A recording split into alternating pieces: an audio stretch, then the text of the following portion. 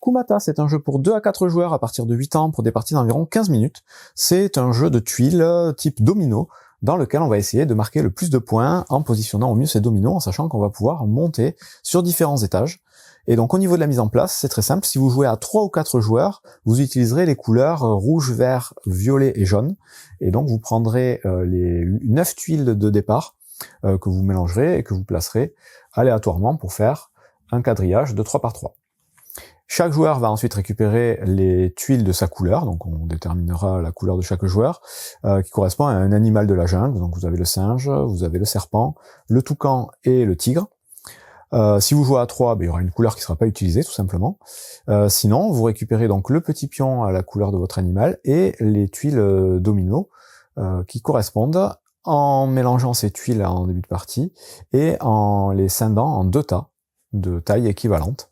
Donc chacun fait ça et va se retrouver avec des tuiles de domino de valeurs différentes.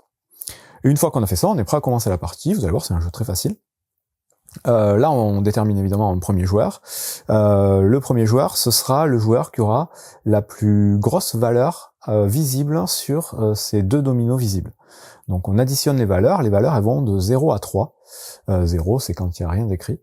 Donc là, le joueur vert, il a 3 et 3, 6, 7, 8, 9. Lui, il a 3 et 3, 6, 7, 8, 9 aussi.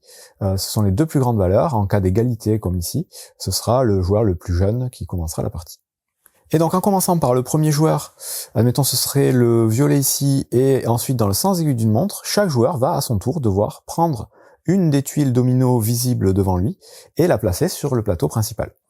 Évidemment, il y aura des règles de pose à respecter, donc là on a le premier étage qui est déjà disponible. Sur le premier étage, la seule règle à respecter, c'est de faire coïncider les valeurs des dominos par rapport aux valeurs qui sont inscrites sur le plateau.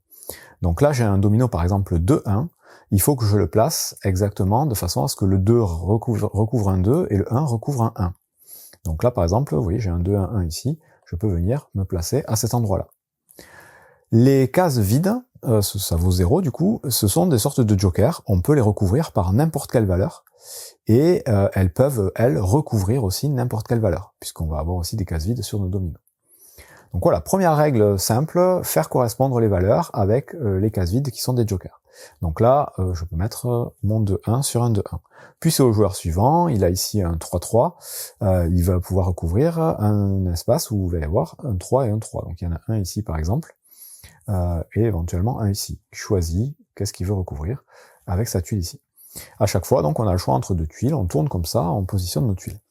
Le but du jeu, ça va être quoi? Ça va être de faire en sorte qu'à la fin de la partie, on ait un maximum de couleurs à nous visibles et avec les valeurs les plus importantes, puisqu'on va tout simplement additionner en fin de partie toutes les valeurs visibles à notre couleur et ça fera notre score.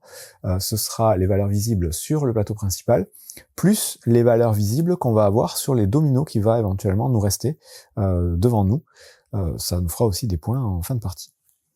Donc je reviens en règle de pose. Tant qu'on est au premier étage, c'est très simple, on pose juste en faisant coïncider les valeurs. Évidemment, on n'a pas le droit de dépasser du bord du plateau.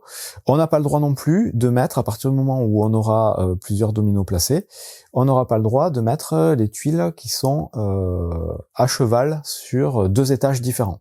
Il faudra que les dominos soient toujours placés à plat, et donc soit à plat sur l'étage du bas, soit sur un étage supérieur. Donc là, je continue mon exemple. Ici, par exemple, j'ai un 2 et un 3, je peux le mettre sur le 2 et sur le joker, puisque je mets ce que je veux par-dessus. Et quand revient du coup le tour, donc j'ai sauté un peu le tour du joueur ici, on va le mettre, j'en sais rien, la double joker, on va le mettre là par exemple. Ça revient à mon tour, donc là, on va pouvoir commencer à placer des dominos par-dessus d'autres dominos déjà placés, et pas nécessairement au premier étage. Et là, la règle, il y en a une autre qui va se rajouter, c'est qu'on n'a pas le droit de recouvrir un seul domino. Donc on n'a pas le droit de superposer exactement 2 dominos l'un sur l'autre. Si on veut recouvrir des dominos sur le plateau, il faut obligatoirement en recouvrir 2, c'est-à-dire se mettre à cheval sur 2 dominos différents. Donc là, par exemple, avec mon 2 et mon joker, j'ai le droit de venir me mettre sur le 2 et le 3 ici, parce que ce sont bien 2 dominos différents. Donc le 2, je recouvre un 2, et le 3, je mets un joker par-dessus, j'ai le droit de recouvrir ce que je veux avec un joker. C'est voilà la nouvelle règle, quand on veut monter sur des dominos, il faut toujours pareil que ce soit à plat, et il faut évidemment donc recouvrir 2 dominos différents, et pas superposer exactement 2 dominos.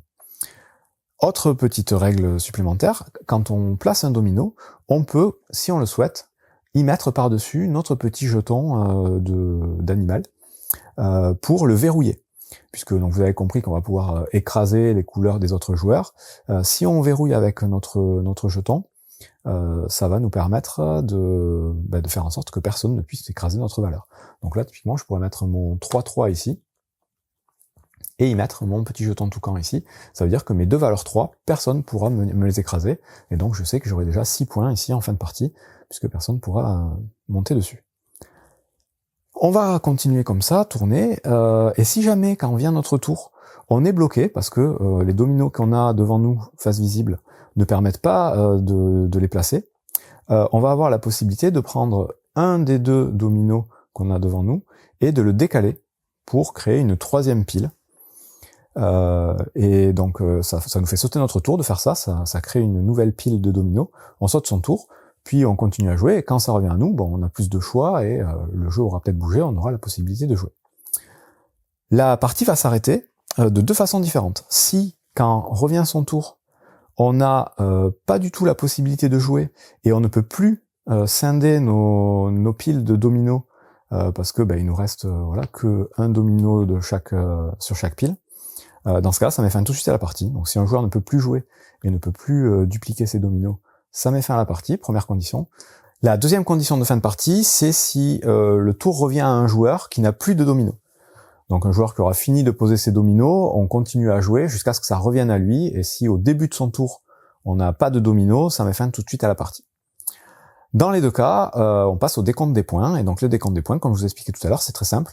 On va regarder tout le plateau, ligne par ligne, donc joueur par joueur, en commençant par éventuellement le premier joueur, et on va compter tous les points en notre couleur, qu'on va additionner.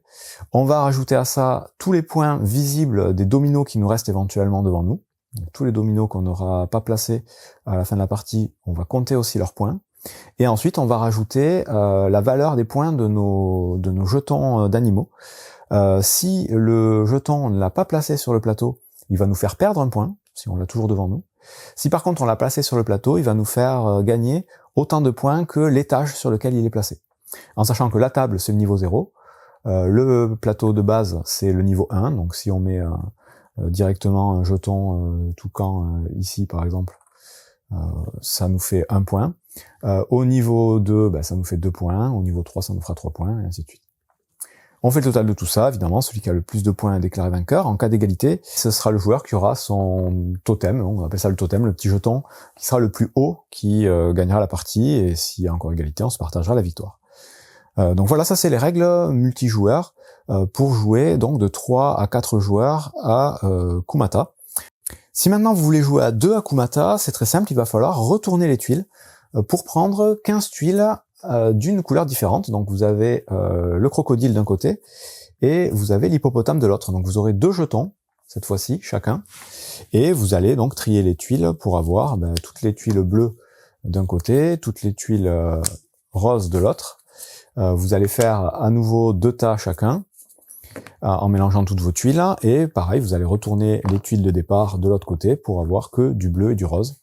Et vous allez pouvoir faire une partie exactement comme je l'ai expliqué, sauf que vous aurez en tout 15 tuiles à placer au lieu de 10, et que vous aurez 2 jetons totems que vous pourrez placer, donc vous aurez 2 fois la possibilité de bloquer des dominos.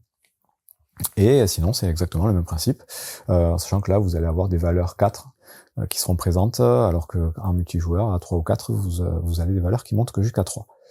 Voilà, donc c'est tout. Il y a une petite variante aussi qui va vous permettre de positionner le plateau de départ de façon un peu plus chaotique, c'est-à-dire au lieu de faire un carré, vous allez pouvoir faire des sortes de zigzags pour avoir un petit serpentin, et vous faites ça un peu aléatoirement, et du coup vous jouez exactement pareil, vous êtes toujours contraint dans les limites du plateau de départ. Voilà, c'est tout pour Kumata, un très simple petit jeu de tuiles type domino, familial à partir de 8 ans, des parties rapides, voilà, un peu tactique, un peu stratégique. C'est sympathique, à voir si c'est le genre de jeu qui peut vous plaire. Bon jeu!